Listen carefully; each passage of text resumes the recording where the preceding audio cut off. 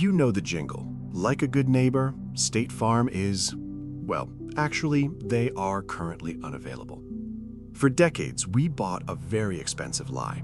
We believed that if we paid our premiums on time, we were buying safety. We thought that when the worst day of our lives finally happened, a nice person in khakis would show up with a checkbook.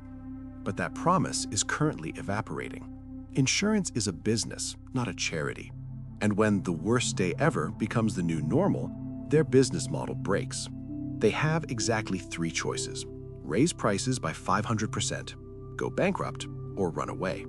And right now, they are choosing to run. If you just saw your car insurance jump 30% despite a clean driving record, congratulations, you are paying for a hurricane in Florida. Let us look at the math of the collapse and why that policy in your desk drawer might just be a very expensive piece of paper.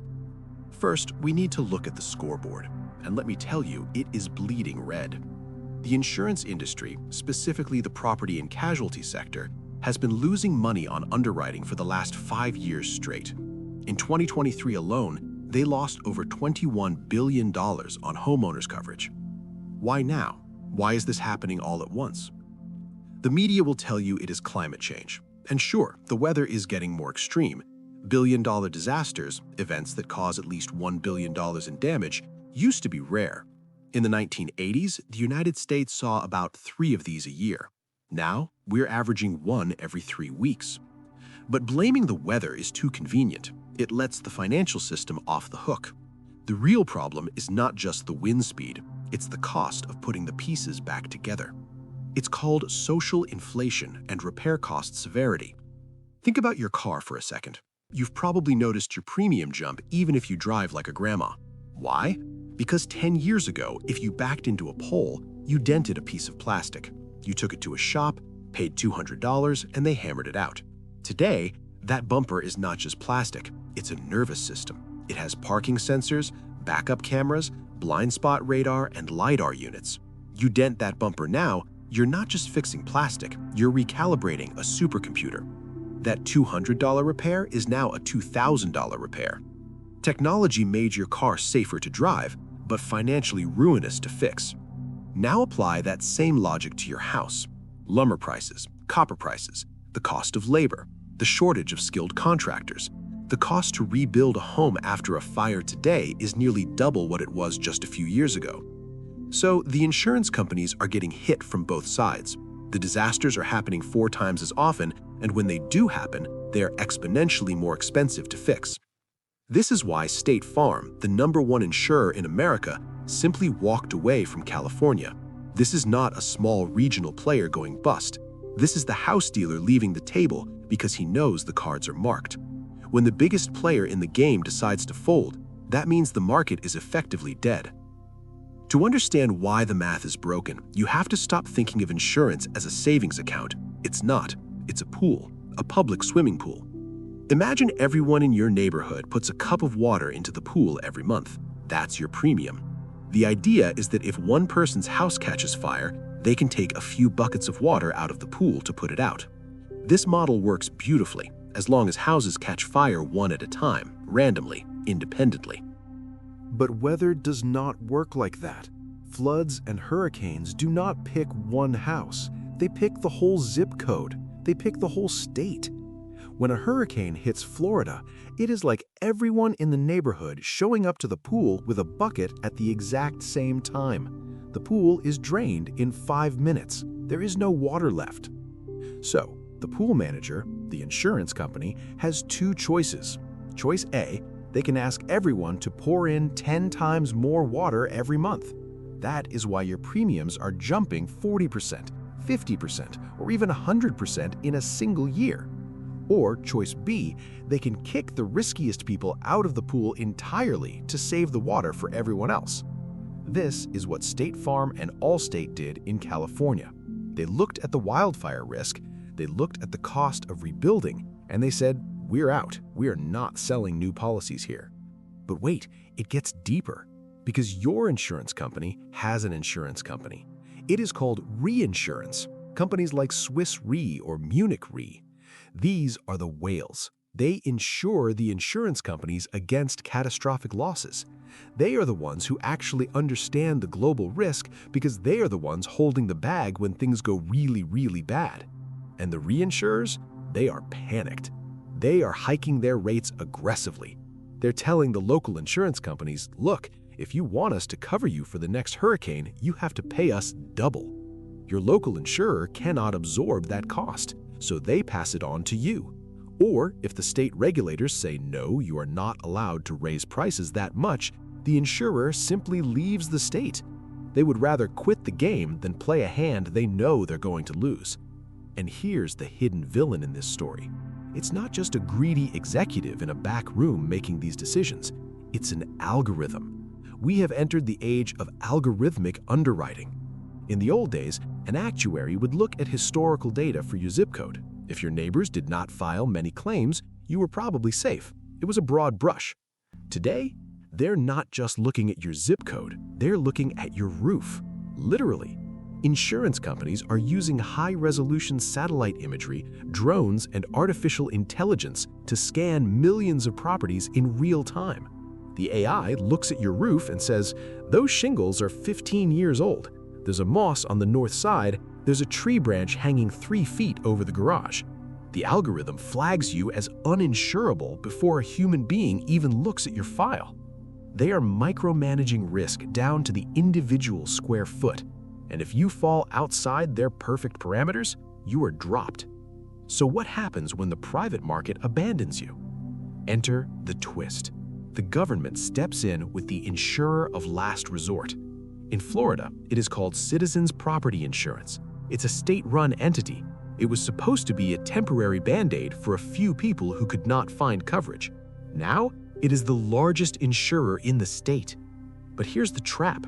Citizens is backed by the state government, which means it's backed by the taxpayer. If a massive Category 5 hurricane hits Miami directly and Citizens goes broke paying out claims, they have the legal authority to levy a surcharge on almost every insurance policy in the state. Even if you do not have Citizens insurance, even if you do not own a home, if you have auto insurance in Florida, you could be forced to pay to bail out the homeowners on the coast. This is the ultimate form of financialization. Privatize the profits when the sun is shining and socialize the risks when the storm hits.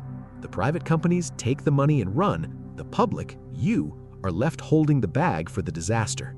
They call it a safety net. I call it a ticking tax bomb. Now, let me play devil's advocate. You might say, well, why not just pass a law? Why not force these companies to sell insurance? I am sorry, but you cannot do that. If you force a business to sell dollar bills for 90 cents, they do not stay in business very long. If you force them to stay, they will simply go bankrupt when the storm hits. And a bankrupt insurance company pays 0 claims. You cannot use legislation to fight arithmetic. This is where the reality check hits you in the face. You might be thinking, so what? If insurance is too expensive, I will just take my chances. I will go bare. I am sorry, but you cannot do that. Not if you have a mortgage. The entire real estate market, the bedrock of middle-class wealth, is built on the assumption that property can be insured. Banks will not lend you $500,000 to buy a house if that asset cannot be protected. It is in the contract. No insurance, no mortgage. If a region becomes uninsurable, or if the cost of insurance becomes so high that the average person cannot afford the monthly payment, then nobody can get a loan to buy the houses. If nobody can get a loan, who buys your house when you want to sell? The buyer pool evaporates instantly. You are left with cash buyers only, and they are going to offer you pennies on the dollar. We are talking about a potential correction that makes 2008 look like a picnic. In 2008, the houses were still worth something. People just could not pay the loans. In this scenario, the houses themselves are financially radioactive. If you own a home in a zone marked uninsurable, your net worth is effectively 0. You just haven't realized it yet. So, what do?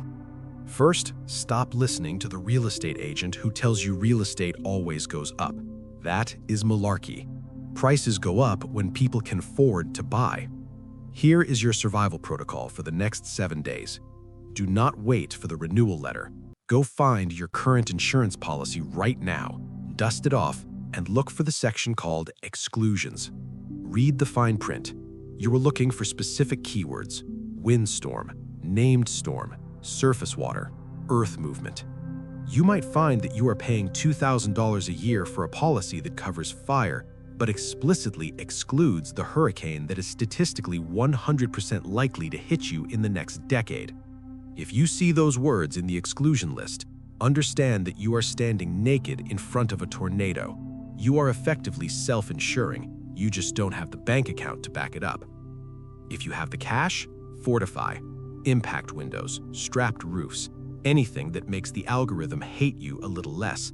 But if you cannot afford to fortify and you cannot afford the new premiums, you need to consider the nuclear option: sell. Get out of the risk zone before the rest of the market wakes up and the prices collapse. Ultimately, you need to accept a harsh truth. The era of cheap safety is officially over. For the last 50 years, we lived in a fantasy where we could build flimsy wood houses in the path of tornadoes and hurricanes, and a cheap financial product would magically erase the risk. That product is being withdrawn. The casino is closing the table. Insurance is no longer a utility. It is becoming a luxury good, like a private jet or a concierge doctor. If you are ultra-wealthy, you will always be able to buy protection. You can afford the $50,000 a year premium without blinking, or you can simply write a check to rebuild the mansion when it washes away. But for the middle class, that security blanket is being ripped away. We are entering an era of expensive risk, and as with every scarcity in a capitalist system, peace of mind goes to the highest bidder. The system is not broken. It is doing exactly what it was designed to do: protect the capital of the large institutions, not the solvency of your household. And right now, protecting their capital means abandoning you. So do not let your financial future wash away with the tide. Double-check your coverage, assess your risk, and maybe, just maybe, learn to swim, because the water is rising and the lifeguard just quit. Do not wait until the water is lapping at your front door to start looking for a life jacket. Subscribe to the channel and let us build a financial boat that actually floats.